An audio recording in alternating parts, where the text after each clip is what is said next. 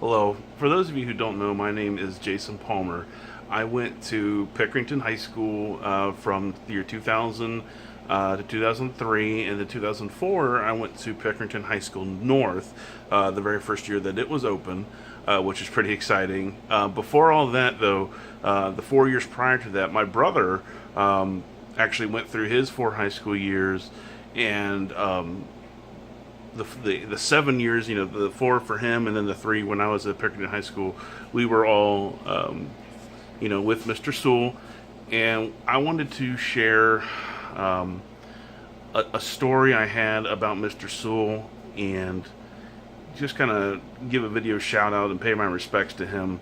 What I'm going to do is I want to start a hashtag my Sewell story, and for anybody else who wants to share their personal story or something that might have happened that you loved about the man, or something that was he taught you, or anything that you feel like you would love to share about him, please do, using the same hashtag.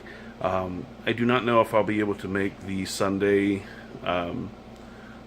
gathering to honor him for logistical reasons, but if not, I hope that this gets seen and appreciated as best as it can.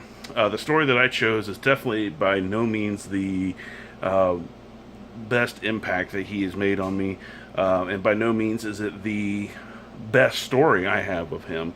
However, it is the only story that I have that nobody else knows, or hardly anybody else knows. So that is why I chose it. So when I was a sophomore, I want to say 2002, yeah, it would have been 2002. I was in the band. I played sousaphone, and but my big music passion was playing like heavy metal music, like Metallica, Megadeth, stuff like that. I was really into it at the time, like super hardcore into it. And so when I was in school, I played the tuba sousaphone, but my mind would always wander, and I'd always really want to be, at home playing guitar, or my bass that I had, and that was my big passion, right? That was what kind of drove me musically, and really gave me a lot of. That's what drove me. Okay. Anyway, so my good friends at the time, we started out in a band. We didn't really have a name or anything like that. We just got together and played. My friends Michael Krogan and Terry Bublitz.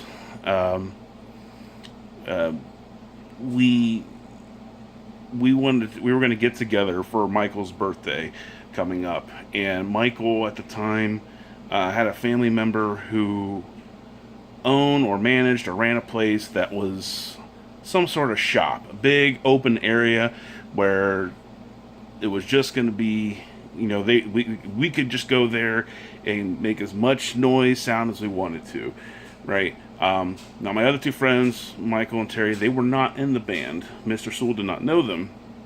He knew me, did not know them. But anyway, so we had this idea, and at the time, we're young. We didn't have hardly any money at the time, and our music equipment was very limited. So we had the best idea. I had the best idea. I was like, hey, you know what? It's a long shot, but let me ask Mr. Sewell if we could use the amps, the big amps that were for the jazz band. It was, I don't know if they were school owned or someone had personally bought them, but they were there. They're a little bit older, but they were big and they could get loud, and that's what we wanted. We wanted loud. We wanted big, because this is our one time that we wouldn't have to play in a basement or something like that. We can get as loud as we wanted to, and we had transportation lined up if this were to go, but we knew it was a long shot. We knew that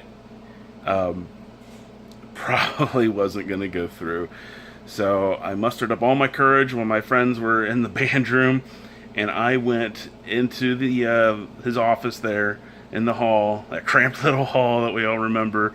And I went in and I said, nervous wreck, nervous wreck.